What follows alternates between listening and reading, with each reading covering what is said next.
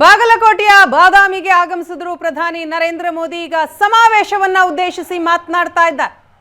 ಚಾಲುಕ್ಯ ಸಾಮ್ರಾಜ್ಯದ ರಾಜಧಾನಿ ಬಾದಾಮಿಯ ಸಹೋದರ ಸಹೋದರಿಯರಿಗೆ ನಮಸ್ಕಾರಗಳು. भवानी बनशंकरी की भूमि को मैं श्रद्धा पूर्वक नमन करता हूं. कर्नाटका में आप सभी द्वारा जिस प्रकार का स्नेह, जितना आशीर्वाद बीजेपी को मिल रहा है वो अभूतपूर्व है. मेरी जो लोग अभी आ रहे हैं उनसे प्रार्थना है, अंदर कहीं जगह नहीं है, आप जहां हैं वहीं रुक जाइए. और आपको जो असुविधा हुई है उसके लिए मैं क्षमा मांगता हूं, क्योंकि ये सब कुछ छोटा पड़ गया.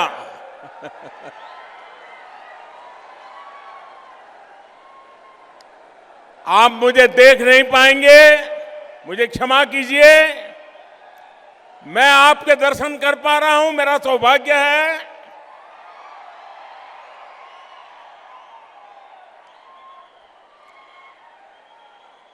इससे पहले मैं आज सुबह बेंगलुरु में जनता जनार्दन के दर्शन के लिए निकला था. बेंगलुरु के लोगों ने भी आपकी तरह इतना प्यार दिया कि मैं अभिभूत हूं. 25 किलोमीटर से ज्यादा लंबे रास्ते में दोनों तरफ लोगों का हुजूम उमड़ा हुआ था. चप्पे चप्पे पर लोग मौजूद थे और मैं तो हैरान था. लोग पूरा का पूरा परिवार लेकर आए थे. क्या बच्चे, क्या बुजुर्ग, माताएं, बहनें, नौजवान, प्रोफेशनल, दिव्यांगजन, हर कोई हमें आशीर्वाद देने आया था. मैंने देखा लोग अपने नवजात शिशुओं को भी लेकर आए थे. इतना प्यार देना, इतना स्नेह देना, ये कर्नाटका के लोगों की विशेषता है. कर्नाटका के लोगों का ये उत्साह, ये उमंग, ये जोश बता रहा है कि हां, फिर एक बार डबल इंजन की सरकार बननी तय है.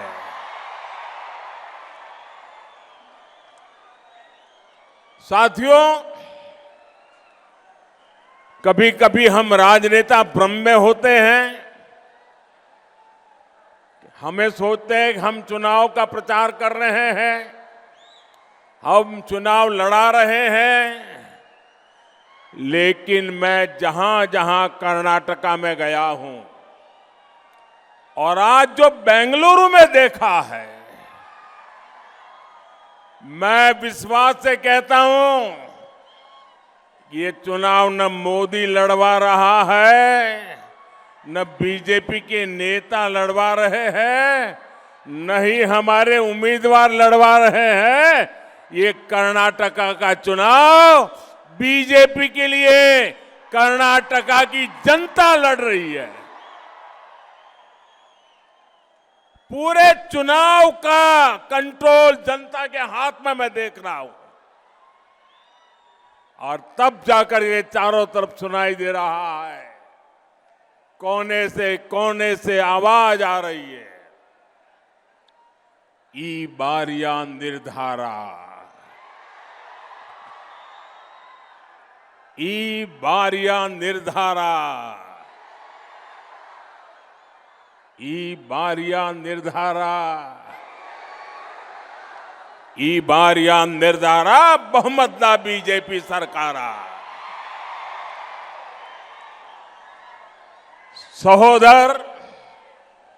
ಸಹೋದರಿಯರೇ बीजेपी आपके बीच कर्नाटका को नंबर 1 बनाने के लिए एक रोड मैप लेकर आई है। आप मुझे बताइए, आज पूरे हिंदुस्तान में कर्नाटका को नंबर 1 बनाना चाहिए कि नहीं बनाना चाहिए? आप सच्चे दिल से बताइए, कर्नाटका को नंबर 1 कौन बना सकता है? कौन बना सकता है? कौन बना सकता है? आपका एक वोट बना सकता है। जो बीजेपी को आप वोट देंगे ना, वो कर्नाटका को नंबर 1 बनाएगा। भाइयों बहनों, हम तो कर्नाटका को नंबर 1 बनाने के लिए लेकर के आए हैं काम, लेकिन कांग्रेस ने तय किया है कि वो अपनी पुरानी आदतें नहीं छोड़ेगी। वो एपीजमेंट, तुष्टीकरण, तालाबंदी और गाली को ही चुनावी मुद्दा बनाएगी।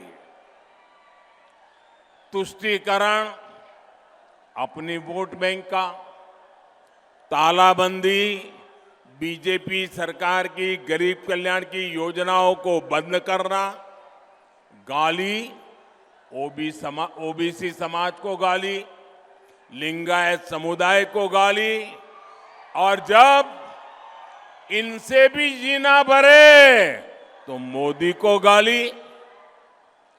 कांग्रेस की इस कूटनीति से पूरा कर्नाटका नाराज है और इसलिए कोने से आवाज आ रही है, ಈ ಬಾರಿಯ ನಿರ್ಧಾರ ಬಹುಮತದ ಬಿಜೆಪಿ ಸರ್ಕಾರ। स्नेहितरे, मैंने सुना है कि सिद्धारामैया जी यहां कह रहे हैं कि बीते 3.5 साल में जो विकास यहां हुआ है, ये उन्होंने कराया है।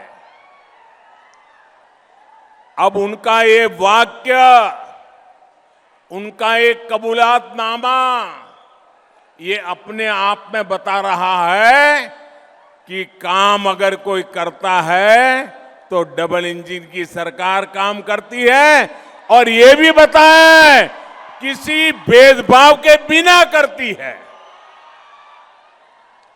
ये बीजेपी की सरकारी ही योजनाएं जिनका लाभ इस क्षेत्र के लोगों को मिला है।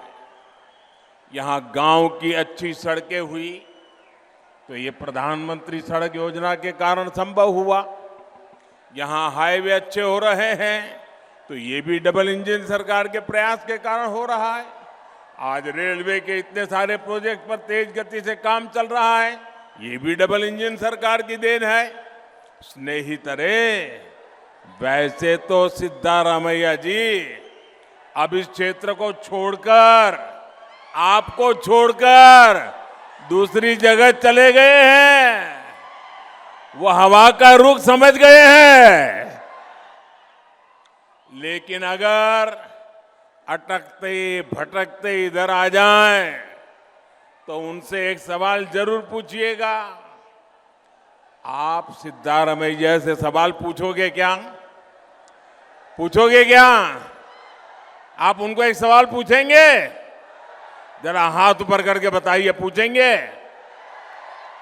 आप उनसे पूछिएगा कि आखिर इस क्षेत्र के गरीब भाई बहन इतनी सारी मूलभूत सुविधाओं से इसके पहले वंचित क्यों थे?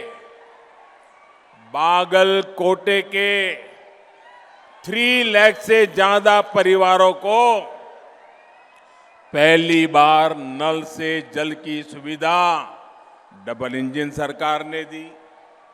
बागलकोटे के 25,000 से अधिक गरीब परिवारों के लिए पक्के घर डबल इंजन सरकार ने स्वीकृत किए। बागलकोटे के लगभग 6 लाख परिवारों को आयुष्मान भारत के तहत मुफ्त इलाज का सुरक्षा कवच मिला। करीब 5 लाख साथी दुर्घटना और जीवन बीमा की सरकारी योजना से जुड़े। करीब 1 लाख साथियों को पहली बार अटल पेंशन की सुविधा मिली। जिले के 8 लाख साथियों को पहली बार जनधन बैंक अकाउंट खुले। 7 लाख छोटे उद्यमियों को मुद्रा योजना के तहत बिना गारंटी का ऋण मिला। इतना सारा लाभ कांग्रेस सरकार में कभी नहीं मिल सकता। जिस पार्टी का ट्रैक रिकॉर्ड 85% कमीशन खाने का हो, वो कभी जनता के हित में इस सेवा भाव से काम नहीं कर सकते। स्नेहितरे, कांग्रेस के पूर्व प्रधानमंत्री राजीव गांधी ने सार्वजनिक रूप से स्वीकार किया था कि कांग्रेस सरकार गरीब के लिए अगर दिल्ली से 100 पैसा भेजती है, 1 रुपया भेजती है, अगर 100 पैसे भेजती है तो सिर्फ 15 पैसे लोगों तक पहुंचते हैं। आप कल्पना कर सकते हैं, ये कांग्रेस के प्रधानमंत्री ने प्रधानमंत्री पद से बोला था कि 85% बीच में ही कोई लूट लेता है। भाइयों बहनों, ये कौन सा पंजा है जो 1 रुपये में से 85 खा जाता है? यही कांग्रेस का काम करने का तरीका रहा। कांग्रेस के यही कुकर्म रहे कि हमारा देश इतने दशकों तक पिछड़ा बना रहा। सहोदर सहोदरियरे, जिन बीमारियों को कांग्रेस ने अपने वर्षों के शासन में मजबूत किया, अब बीजेपी उन्हीं बीमारियों का परमानेंट इलाज कर रही है। कांग्रेस की लूट के सिस्टम को बीजेपी ने आधार, मोबाइल और जनधन अकाउंट का ऐसा त्रिशूल चलाया है कि उनकी सारी पुरानी आदतें तहस नहस हो गई है। बीते 9 इयर्स में बीजेपी सरकार ने 29 लाख करोड़ रुपए, याद रखेंगे? मैं जो आंकड़ा बोलता हूं याद रखेंगे? जरा हाथ ऊपर करके बताइए, याद रखेंगे? उधर से आवाज आनी चाहिए, याद रखेंगे? याद रखेंगे? बीते 9 इयर्स में बीजेपी सरकार ने 29 लाख करोड़ रुपए 29 लाख करोड़ रुपए गरीब और मध्यम वर्ग के बैंक खातों में सीधे ट्रांसफर किए। ये पूरा का पूरा पैसा एक नए पैसे की चोरी के बिना लोगों के पास पहुंचे। अगर यही कांग्रेस सरकार के समय होता तो इसमें से 24 लाख करोड़ कांग्रेस के नेता ही लूट लेते। राजीव गांधी का जो हिसाब था उस हिसाब से 29 लाख करोड़ में से 24 लाख करोड़ वही खा जाते। अब आप बताइए, किसी का 24,000 का नुकसान हो जाए तो वो दुखी हो जाता है। यहां तो मोदी ने कांग्रेस का 24 लाख करोड़ रुपए का नुकसान कर दिया। अब यही पैसे देश के विकास में काम आ रहे हैं। अब ऐसे में कांग्रेस मुझे गाली देगी या नहीं देगी, मुझे बताइए।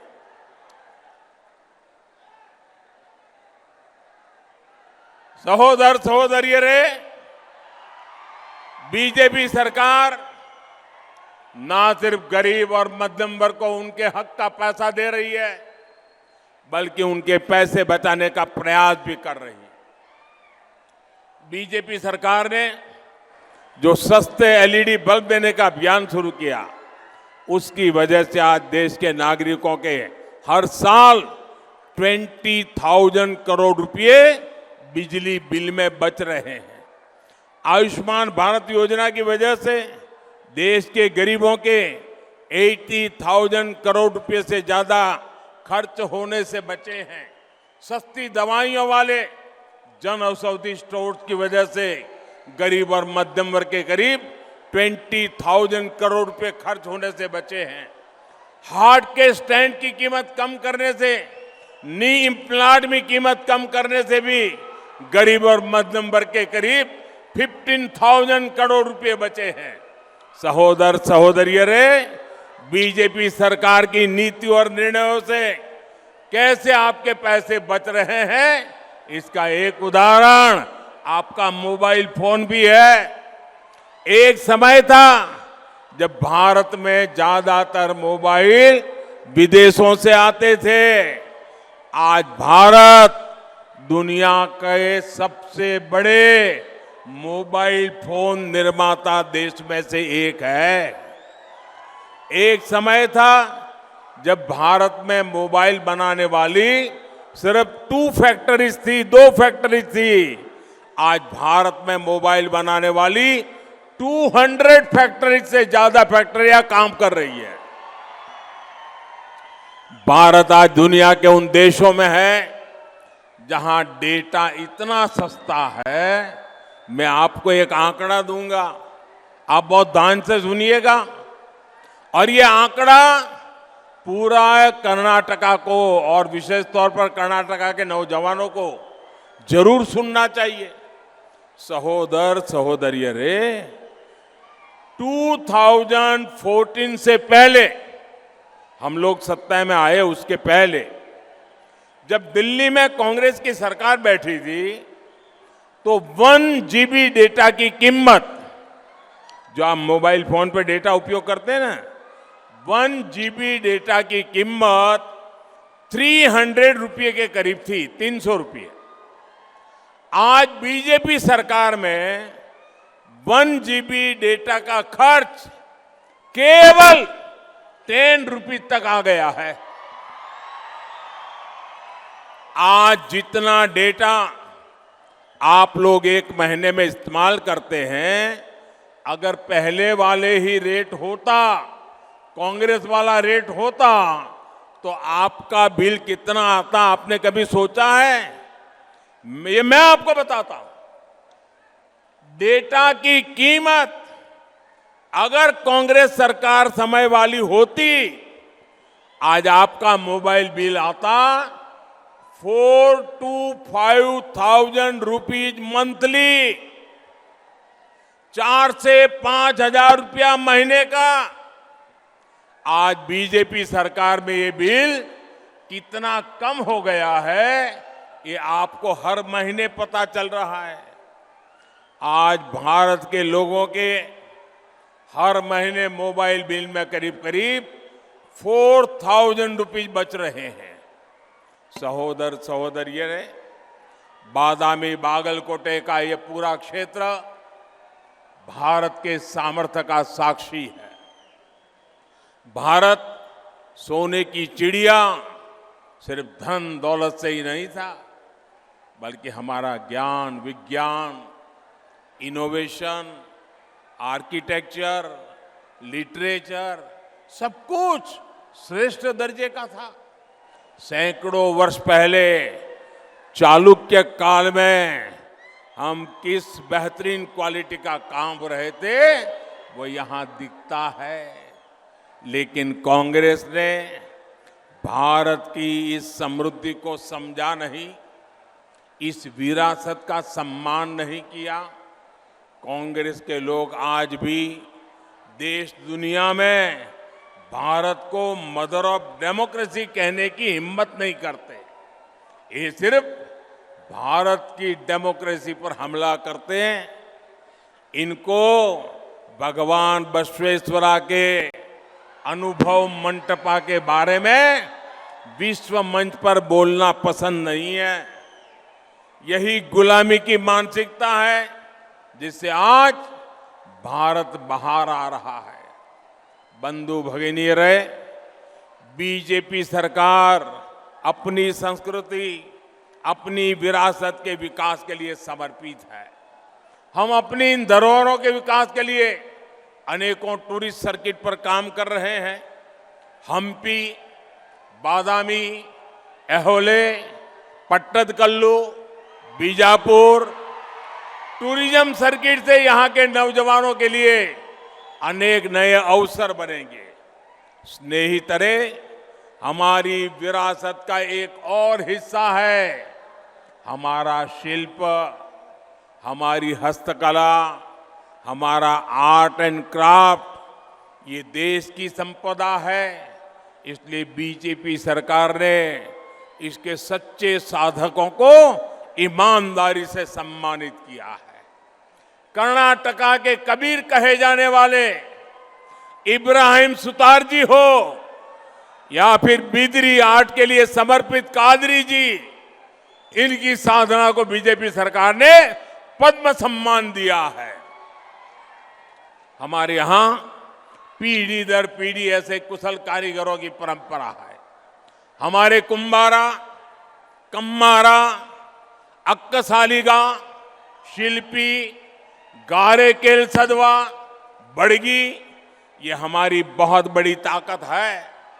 बागलकोटे तो पारंपरिक बुनकरों का एक प्रकार से हब है। इलकल साड़ी और गुलेद गुड्डा खाना साड़ी देश की शान। कांग्रेस की सरकारों ने इस प्रकार की पारंपरिक कला पर कभी ध्यान नहीं दिया।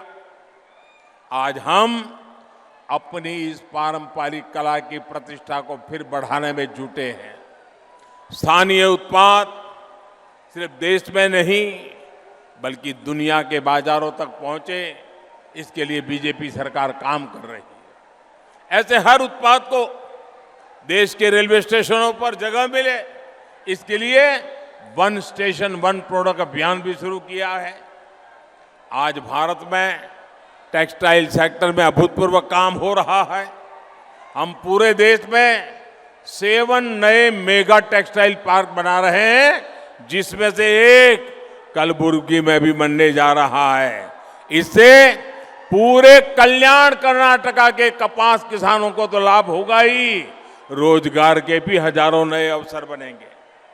सहोदर सहोदरियों, केंद्र सरकार की पीएम विश्वकर्मा कौशल सम्मान योजना भी आपके लिए बहुत मददगार साबित होने जा रही है। इससे पारंपरिक कला को नई टेक्नोलॉजी, बाजार, फंडिंग, हर प्रकार की मदद दी जाएगी। कर्नाटका की बीजेपी सरकार नेकारा सम्मान योजना भी इसी भावना का विस्तार है। सहोदर सहोदरियों, बागलकोटे को तो प्रकृति ने लाल मिट्टी और काली मिट्टी दोनों से समृद्ध किया है। इसलिए यहां अनेक प्रकार की खेती संभव है।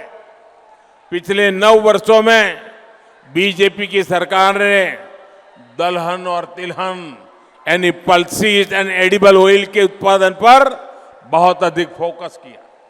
आप याद कीजिए, पहले कांग्रेस के शासन में दाल की उपज कितनी कम हो गई थी, इसकी वजह ये थी कि कांग्रेस को विदेशों से इंपोर्ट करना पसंद था, क्योंकि उसमें कमीशन के अवसर थे।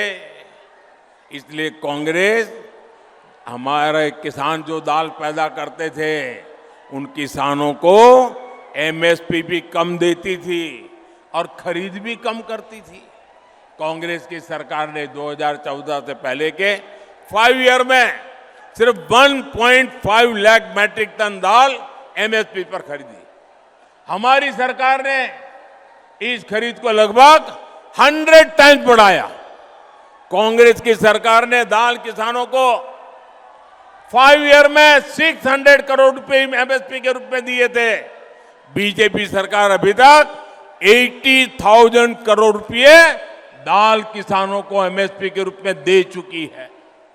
यहां कर्नाटका बीजेपी सरकार ने भी किसानों को करोड़ों रुपयों की मदद की है। ऐसे ही प्रयासों के कारण बीते सालों में देश में दाल का उत्पादन कई गुना बढ़ा है और आयात कम हुआ है। पहले जो हजारों करोड़ रुपए विदेश जाते थे वो अब कर्नाटका के और देश के किसानों को मिल रहे हैं। बंधु भगिनीरे, जो परिवर्तन दलहन के क्षेत्र में हुआ है हम उसी को तिलहन के क्षेत्र में भी दोहराना चाहते हैं। पिछले कुछ वर्षों में एडिबल ऑयल के क्षेत्र में तिलहन का उत्पादन 20% से ज्यादा बढ़ा है, लेकिन इसको बहुत अधिक बढ़ाने की जरूरत है। अभी खाने के तेल के आयात के लिए हमें 1.5 लाख करोड़ रुपए तक हर वर्ष विदेश भेजने पड़ते हैं। मैं चाहता हूं कि ये पैसा देश के किसानों को मिले, हम खाने के तेल में आत्मनिर्भर बने। इसके लिए मिशन ऑयल पाम के तहत तिलहन किसानों को मदद भी दी जा रही है। नई तरह खेती हो, उद्योग हो, टूरिज्म हो, हर सेक्टर तभी आगे बढ़ेगा जब कर्नाटका नंबर 1 राज्य बनेगा। और कर्नाटका को नंबर 1 बनाने के लक्ष्य पर बीजेपी काम कर रही है। ऐसी अस्थिर सरकार जो 5 वर्ष आपस में लड़ती रहे या फिर केंद्र सरकार से लड़ती रहे, वो ये काम नहीं कर सकती। इसलिए एक ही संकल्प है, हमें कर्नाटका में पूर्ण बहुमत वाली बीजेपी की मजबूत सरकार बनानी है। और इसलिए एक ही मंत्र गुजर रहा है, ई बारिया निर्धारा बहुमतदा बीजेपी सरकारा। हमें घर घर जाकर ये संकल्प दोहराना है।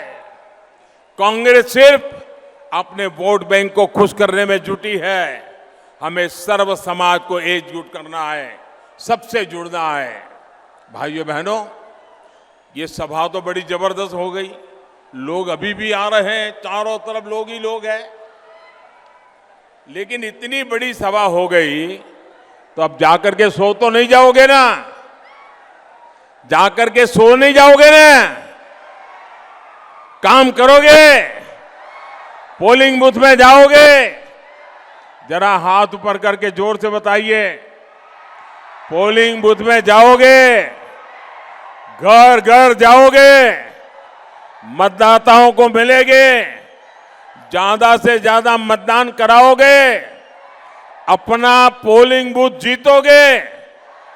पक्का जीतोगे? एक भी पोलिंग बूथ हारना नहीं है। मंजूर है? ये काम करोगे? अच्छा, मेरा भी एक काम करना है, करोगे?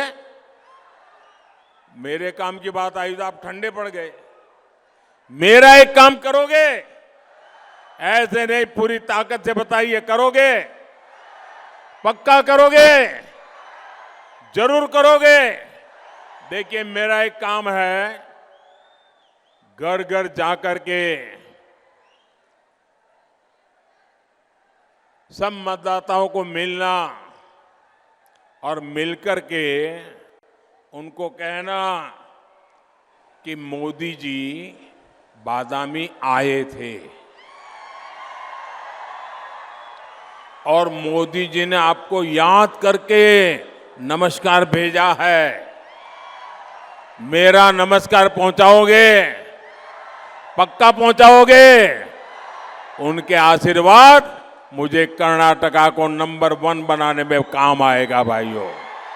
बोलो भारत माता की, भारत माता की, भारत माता की। बहुत बहुत धन्यवाद।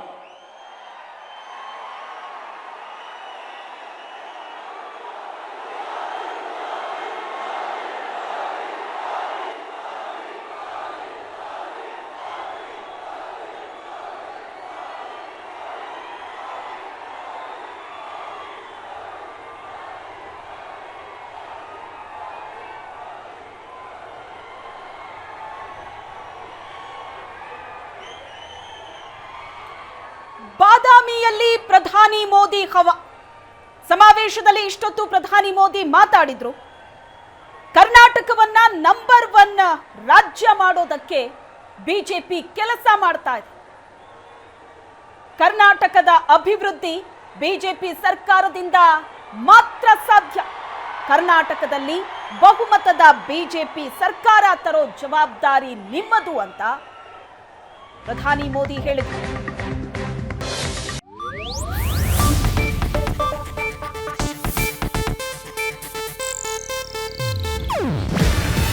ಇದು ಏಷ್ಯಾನೆಟ್ ನ್ಯೂಸ್ ನೆಟ್ವರ್ಕ್ ಪ್ರಸ್ತುತಿ. ನೀವು ನೋಡ್ತಿದ್ದೀರಾ ಏಷ್ಯಾನೆಟ್ ಸುವರ್ಣ ನ್ಯೂಸ್.